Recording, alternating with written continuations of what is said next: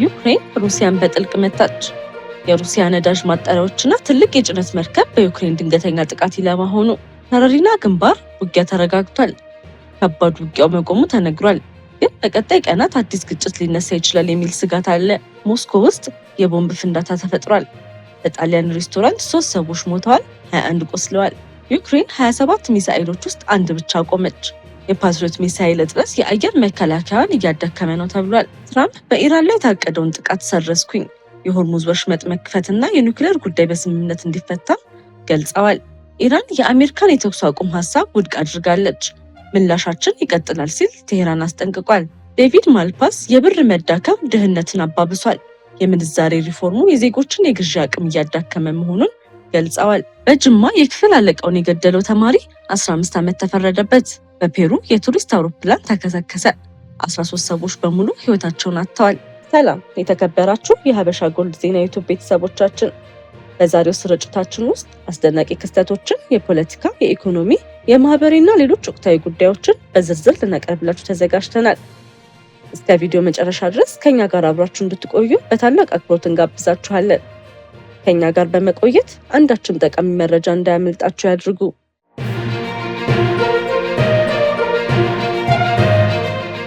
ወደ ዝርዝር መረጃዎቻችን እናልፋለን።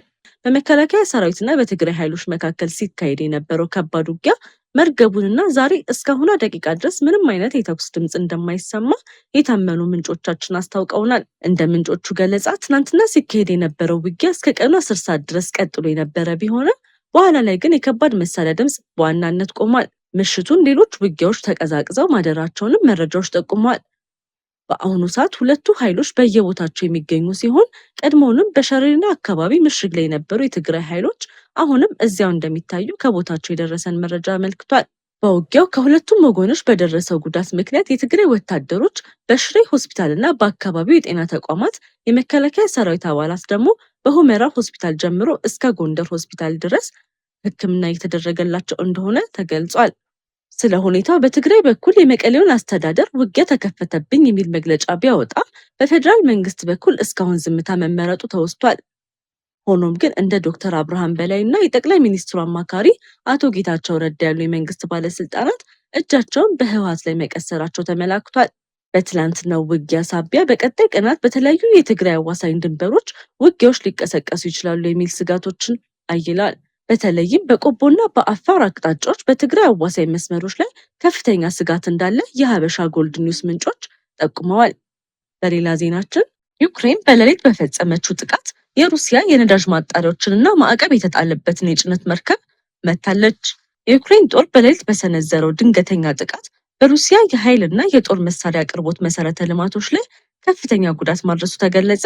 በጥቁር ባህርና በኦዘብ ባህር አቅጣጫ በተካሄደው የረዥም ርቀት ጥቃት ማዕቀብ ተጥሎባት የነበረችውና የሩሲያ ሰንደቅ ዓላማ የምታበራው ያኒና የተሰኘች የጭነት መርከብ ተመታ መስመጧን የዩክሬን ባለስልጣናት አስታውቀዋል። መርከቧ ከ100,000 ቶን በላይ ቁሳቁስ የመጫን አቅም እንደነበራትም ተጠቅሷል።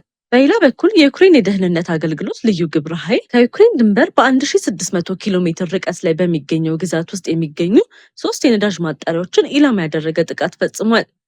እነዚህ የነዳጅ ማጣሪያዎች በየዓመቱ በሚሊዮን የሚቆጠር ቶን ድፍድፍ ነዳጅ የሚያጣሩና ለሩሲያ የኢኮኖሚ የጦር አቅርቦት ከፍተኛ ድርሻ ያላቸው ዋና ዋና ተቋማት ናቸው። የዩክሬን ባለስልጣናት ጥቃቱ ለሞስኮ የጦር ዘመቻ ድጋፍ በሚሰጡ ተቋማት ላይ የተከፈተ ስትራቴጂካዊ የረዥም ርቀት ዘመቻ አካል መሆኑንም አረጋግጠዋል። በቀጣይ ዜናችን በሩሲያ ዋና ከተማ ሞስኮ የሚገኘው የጣሊያን ሬስቶራንት ቤት ውስጥ የተሰራ ቦምብ ፈንድቶ 3 ሰዎች መገደላቸውንና 21 ሰዎች መቁሰላቸውን የአገሪቱ የመንግስት መገናኛ ብዙሃኖች ዘግበዋል። ፈንጂውን የያዘችው ሴት ወደ ሬስቶራንት ለመግባት ስትሞክር የምግብ ቤቱ ጥበቃ አስቁሟት እንደነበረ የሩሲያ ብሔራዊ ጸረ ሽብር ኮሚቴ ገልጿል። በቀጣይም ዩክሬን ከተተኮሱባት 27 የሩሲያ ባሊስቲክ ሚሳይሎችን ማክሸፍ የቻለችው አንዱን ብቻ መሆኑን ገለጸች። በጁላይ 31 እና ኦገስት 1 ሩሲያ በዩክሬን ላይ ባካሄደችው ከፍተኛ የአየር ጥቃት የዩክሬን አየር ኃይል መከላከያ ከተተኮሱባት 27 የባሊስቲክ ሚሳይሎች መካከል ማክሸፍ የቻለው አንዱን ብቻ መሆኑን የሀገሪቱ ባለስልጣናት አስታውቀዋል። የዩክሬኑ ፕሬዝዳንት ቭላዲሚር ዜሌንስኪ እንደገለጹት እጅግ ዝቅተኛ የሆነ የመመከት ምጣኔ ሊመዘገብ የቻለው ከአሜሪካ ለተሰሩ የፓትሪዮት የአየር መከላከያ ስርዓቶች የሚያገለግሉ ተኳሽ ሚሳኤሎች በከፍተኛ ሁኔታ በማነሳቸው ምክንያት ነው። በሌሊቱ ጥቃት ሩሲያ ከመቶዎች በላይ የሚቆጠሩ ድሮኖችንና ሌሎች ሚሳኤሎችን የተጠቀመች ሲሆን ዋና ከተማዋ ኪየቭ እና በዙሪያው ያሉ አካባቢዎች የጥቃቱ ዋነኛ ኢላማዎች እንደነበሩ ተገልጿል። ሩሲያ መጠነ ሰፊ የሆኑ የድሮንና የሚሳኤል ጥቃቶቿን አጠናክራ በቀጠለችበት በአሁኑ ወቅት የፓትሪዮት ተኳሽ ሚሳኤሎች እጥረት በዩክሬን የአየር መከላከያ መዋቅር ላይ ከፍተኛ ጫና እያሳደረ ይገኛል። በቀጣይም በኢራን ላይ ይደረግ የነበረውን ጥቃት ለመሰረዝ ተስማምቻለሁ ይላሉ የአሜሪካው ፕሬዚዳንት ዶናልድ ትራምፕ። የአሜሪካው ፕሬዚዳንት ዶናልድ ትራምፕ በትሩዝ ሶሻል ገጻቸው ባሰፈሩት መልእክት አሜሪካ ሁለተኛው የዓለም ጦርነት ከተካሄደ ወዲህ ታይቶ በማይታወቅ ወታደራዊ ግርማ፣ ጥንካሬና ኃይል በኢራን እስላማዊ ሪፐብሊክ ላይ እርምጃ ለመውሰድ ዝግጁ ሆና ነበረ። ይህ ሆኖ እያለ የስምምነቱ ማዕቀፎች በመደረጋቸው ምክንያት ኢራን እና ሌሎች የመካከለኛው ምስራቅ ሀገራት ማንኛውም ጥቃት እንድናቆም ጠይቀውናል። ይህም የሆርሙዝ ወሽመጥን በአስቸኳይ ሙሉ በሙሉና በይፋ መክፈትን እንዲሁም የኢራን የኒውክሌር ስጋትን ማብቃትን ያካትታል። አክለውም በዚህ ጥያቄ መሰረት ለወደፊቱ የዓለም ጥቅም ሲባል እንዲሁም የሰለጠነችና የበለጸገች ኢራን ህልውና እንዲቀጥል በማሰብ ፈጣን ስምምነት ላይ ለመድረስ በሚገባው ሂደት ላይ ተመስርቼ ጥቃቱን ለመሰረዝ ተስማምቻለሁ። እስራኤልም በዚህ ቁርጠኝነት ከኔ ጋር አብራለች። ሁሉም ሰው ወደ ስራ ይግባ፣ ስራውንም ፈጽሙ ሲሉ ገልጸዋል። ወደ ቀጣይ መረጃችን ስናልፍ ኢራን በአሜሪካ የቀረበውን የተኩስ አቁም የውሳኔ ሀሳብ ውድቅ አደረገች።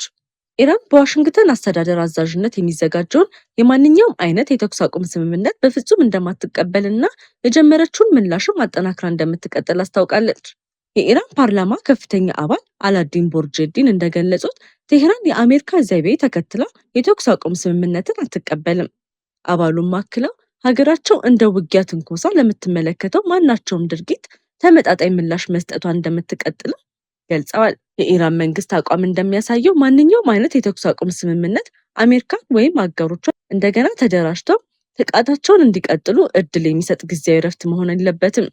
ይልቁንም ስምምነቱ ዘላቂና እውነተኛ የውጊያ ማቆምን ያረጋገጠ መሆን እንዳለበት ተመልክቷል። በቀጣይ መረጃችን የብር መዳከም ድህነትን አባብሷል። የቀድሞው የዓለም ባንክ ፕሬዝዳንት ዴቪድ ማልፓስ በቅርብ ባቀረቡት የፖሊሲ ጥናት በኢትዮጵያ የተተገበረው የምንዛሬ ማሻሻያና የብር ዋጋ መዳከም ድህነትን በከፍተኛ ሁኔታ እንዳባባሰ ገልጸዋል። ማልፓስ እንደገለጹት በብር ደሞዝ የሚከፈላቸው ዜጎች የግዢ አቅማቸው በእጅጉ ቀንሷል። ይህም የኑሮ ውድነትንና የድህነት መጠን እንዲጨምር አድርጓል ብለዋል። በተቃራኒው ግን የውጭ ምንዛሬና የሀገር ውስጥ ብድር በቀላሉ የሚያገኙ ጥቂት ቡድኖች ከሪፎርሙ ተጠቃሚ ሆነዋል ሲሉም ጠቁመዋል።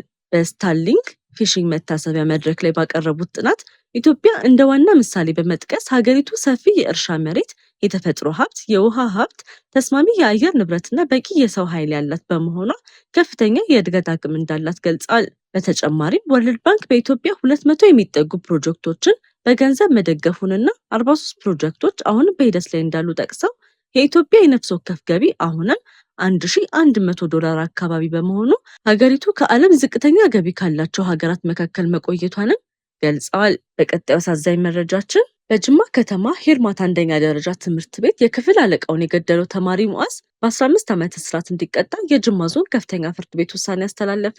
ተከሳሹ ክፍሉን ሲረብሽ ቆይቶ በመስኮት ዘሎ በመውጣቱ የክፍል አለቃው ተማሪ ሙሳ መሐመድ ድርጊቱን በመቃወሙ ውዝግብ ተከስቷል። በዚህም የተበሳጨው ተማሪ ሙዓዝ ቢላል አስቀድሞ ደብቆ ይዞት የነበረውን ጩቤ የክፍል አለቃውን ወግቶ ሕይወቱ እንዲያልፍ አድርጓል። ፖሊስ አጣርቶ ያቀረበውን መዝገብ የተመለከተው ፍርድ ቤቱ ሐምሌ 17 ቀን 2018 ዓ.ም በዋለው ችሎት ተከሳሹ ጥፋተኛ መሆኑን በማረጋገጥ የ15 ዓመት እስራት በይኖበታል። በቀጣይ ዜናችን የፔሩ የቱሪስት አውሮፕላን ተከስክሶ 13 ሰዎች ሞቱ። በፔሩ የቱሪስት ጉብኝት ሲካሄድ የነበረው አነስተኛ አውሮፕላን ተከስክሶ በውስጡ የነበሩት 13 ሰዎች በሙሉ ሕይወታቸው ማለፉ ተገለጸ። አደጋው የደረሰው በፔሩ በሚገኘው ታዋቂው የናዝካ ላይንስ የአርኪኦሎጂ ስፍራ አካባቢ ነው። አውሮፕላኑ በበረሃ ላይ የተሳሉ ጥንታዊ የእንስሳትና የሌሎች ምስሎችን ለማሳየት በሚደረገው የቱሪስት በረራ ላይ እንደነበረ ተገልጿል። የአደጋው መንስኤ በይፋ ገና ባይገለጽም የፔሩ ባለስልጣናትና የሀገሪቱ መገናኛ ብዙሃን ለአደጋው ምርመራ መጀመሩን አስታውቋል። ናዝካ ላይንስ ከ2000 ዓመታት በፊት በበረሃ መሬት ላይ የተሰሩ ታሪካዊ ምስሎች ሲሆኑ በዓለም የታወቀ የቱሪስት መስህብም ጭምር ነው። ወደ ቢዝነስ ዘገባችን ስናልፍ የዓለም የወርቅ ገበያ በአዲስ አቅጣጫ ሄዷል። ባለሀብቶች በቅርበት እየተከታተሉት ነው። ሐምሌ 9 2026 የዓለም የወርቅ ዋጋ በዚህ ሳምንት ከፍተኛ መለዋወጥን አሳይቷል። የዓለም ፖለቲካ ውጥረቶች፣ የአሜሪካ የገንዘብ ፖሊሲና የዶላር እንቅስቃሴ በወርቅ ዋጋ ላይ ጉልህ ተጽዕኖ አሳድረዋል። በሳምንቱ መጀመሪያ ባለሀብቶች ከዓለም አቀፍ አለመረጋጋት ለመጠበቅ ወደ ወርቅ በመመለሳቸው የወርቅ ዋጋ ከፍ ብሏል። ሆኖም የአሜሪካ ፌዴራል ሪዘርቭ ከፍተኛ የወለድ መጠን ለረዥም ጊዜ ሊቀጥል እንደሚችል የተሰጠው ምልክትና የመንግስት ቦንድ ትርፍ መጨመር ገበያውን ወደ ታች ጎትቶታል። የወርቅ ዋጋን ከፍ ያደረጉ ምክንያቶች በመካከለኛው ምስራቅ የተባባሰ የፖለቲካ ውጥረት፣ የአሜሪካ ዶላር መዳከም፣ ባለሀብቶች ወደ ደህንነት የሚጠበቅ ንብረት መሸሻቸው፣ የማዕከላዊ ባንክ ቀጣይ የወርቅ ግዢ ናቸው። የወርቅ ዋጋን ዝቅ ያደረጉ ምክንያቶችን ስንመለከት ከፍተኛ የወለድ መጠን ይቀጥላል የሚለው ግምት፣ የመንግስት ቦንድ ትርፍ መጨመር፣ ባለሀብቶች ያገኙትን ትርፍ ለማስጠበቅ የፈጸሙት ሽያጭ ናቸው። የዛሬውን የገበያ ሁኔታ ስንመለከት በዓለም ገበያ የ21 ካራት ወርቅ ዋጋ በ1 ግራም 131 የአሜሪካ ዶላር ከ78 ሳንቲም ደርሷል። የገበያ ተንታኞች በቀጣዮቹ ሳምንታት የፌዴራል ሪዘርቭ ውሳኔዎች፣ የዶላር እንቅስቃሴና የዓለም ፖለቲካ ሁኔታ የወርቅን ዋጋን የሚወስኑ ዋና ምክንያቶች እንደሚሆኑ ይገልጻሉ። የዛሬው የዜናችን ስፖንሰር ሀበሻ ጎልድ ነው። ወርቅ ጥራት ነው፣ ጥራት ደግሞ እምነት ነው። እውነተኛ ንጹህና ከፍተኛ ጥራት ያለው 21 ካራት ወርቅ ጌጣጌጥ ከፈለጉ ሀበሻ ጎልድ ትክክለኛ ምርጫው ነው። በኒውዮርክ የሚገኘው ሀበሻ ጎልድ በእጅ የተሰሩ ከፍተኛ ጥራት ያላቸው 21 ካራት የወርቅ ጌጣጌጦችን ለሰርግ፣ ለስጦታ፣ ለቤተሰብና ለዕለታዊ አጠቃቀም ያቀርባል። ተመጣጣኝ ዋጋ፣ የተረጋገጠ ጥራት፣ ፈጣን አገልግሎት፣ የደንበኞች እምነት። ዛሬውኑ ከታች ባስቀመጥንላችሁ ስልክ ይደውሉ ወይም በዋትሳፕ ያነጋግሩን። ሀበሻ ጎልድ፣ የሚታመን ጥራት፣ ዘላቂ ውበት። የተወደዳችሁ የሀበሻ ጎልድ ዜና ዩቲዩብ ቤተሰቦቻችን ለዛሬ ያዘጋጀናቸው ትኩስ አስፈላጊና ሰበር መረጃዎቻችን እስከዚህ ድረስ ነበሩ። ጊዜያችሁን ሰጥታችሁ ከኛ ጋር ስለነበራችሁ ከልብ እናመሰግናለን። ሁልጊዜ ፈጣን፣ ትክክለኛ፣ የተረጋገጠና ሚዛናዊ ዜና እንዲደርሳችሁ በየቀኑ በትጋት እየሰራ እንገኛለን። በኢትዮጵያና በዓለም ዙሪያ የሚከሰቱ ወቅታዊ ክስተቶችን፣ የፖለቲካ፣ የኢኮኖሚ፣ የማህበራዊና ሌሎች ወቅታዊ ጉዳዮችን በፍጥነትና በአስተማማኝ ሁኔታ ለእናንተ ለማድረስ ቁርጠኞች ነን።